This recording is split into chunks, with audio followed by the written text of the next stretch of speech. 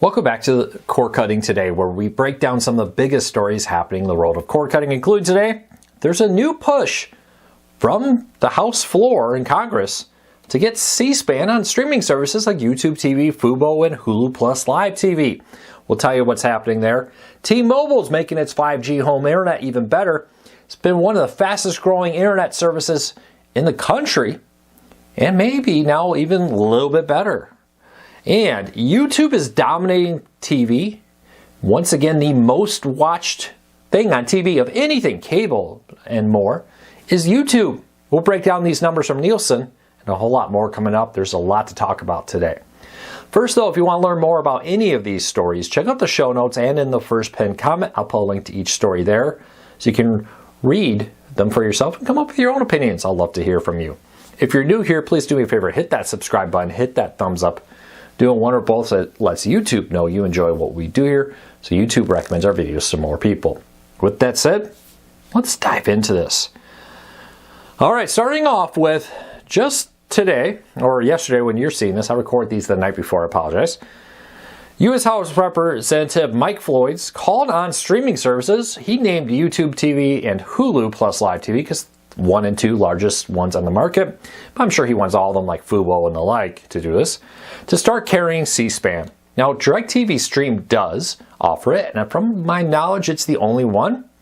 C-SPAN is a nonprofit that's been funded and made possible by cable TV networks for a while, but recently the revenue's drying up as subscribers decline. It's gone from about $70 million now down to $50 million.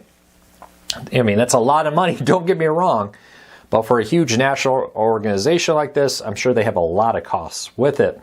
Now, he's pushing these streaming services to support them. A lot of the streaming services have said there's not the demand and the cost is high with this, and they've ruled it not worth being added because they just say the demand's not there.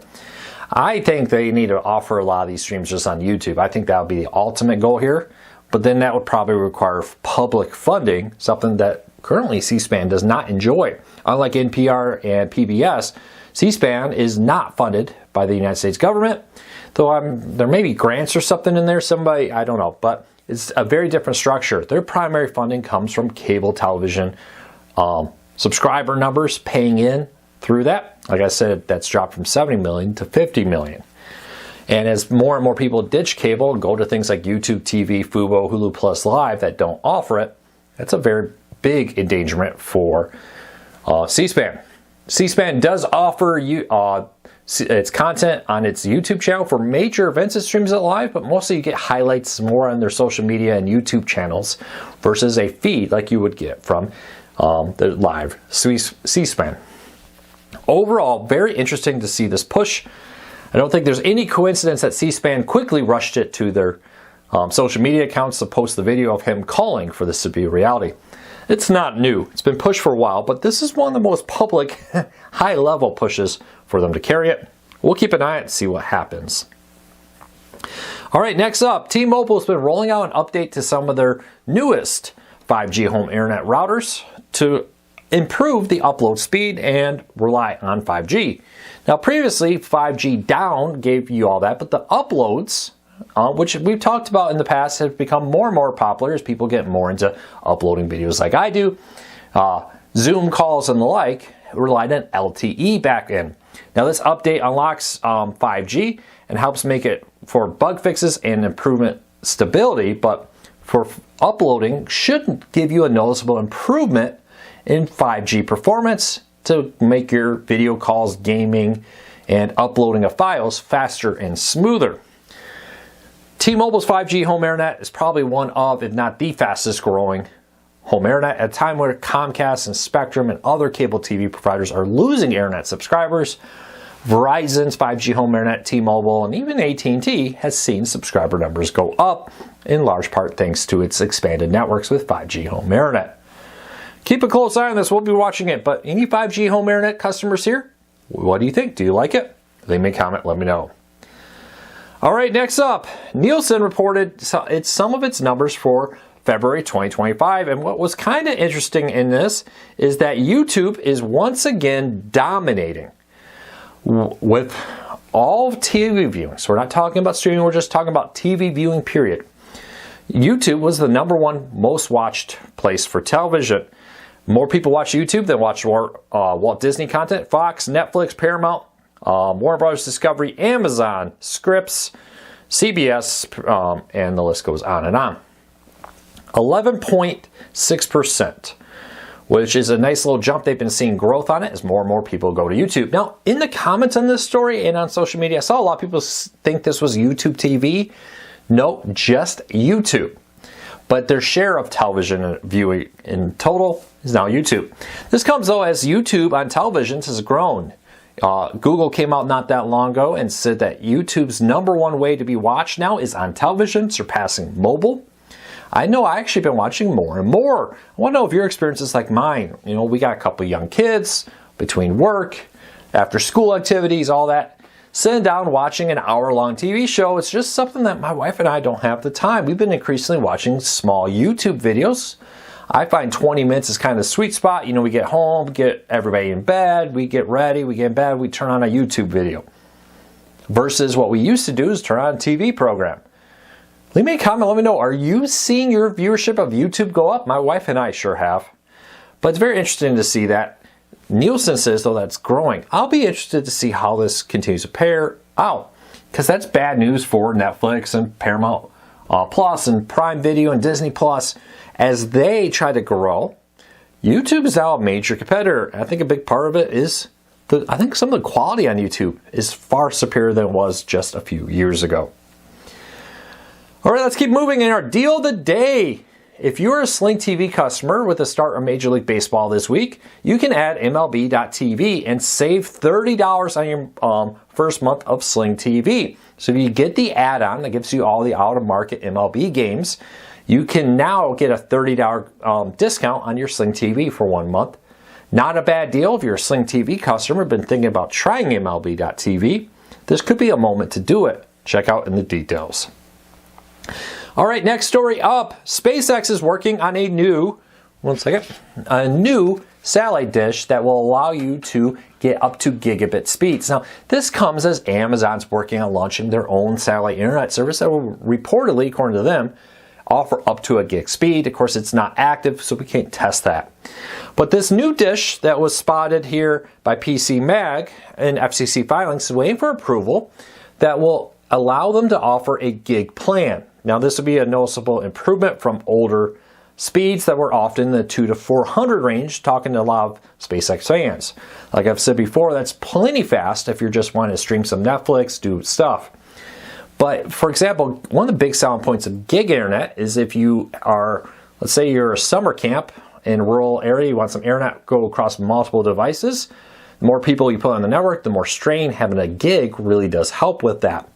And while, yes, you say, well, what does a summer camp want to do having internet? It is nice. As a former summer camp director in a younger life when I had more hair, the ability to be communicating with all your staff no matter where they are, keep up to date, get attendance and other reports is important. I've known quite a few camps using Starlink for that specific purpose, to keep their staff connected and them connected to things like weather reports and the like.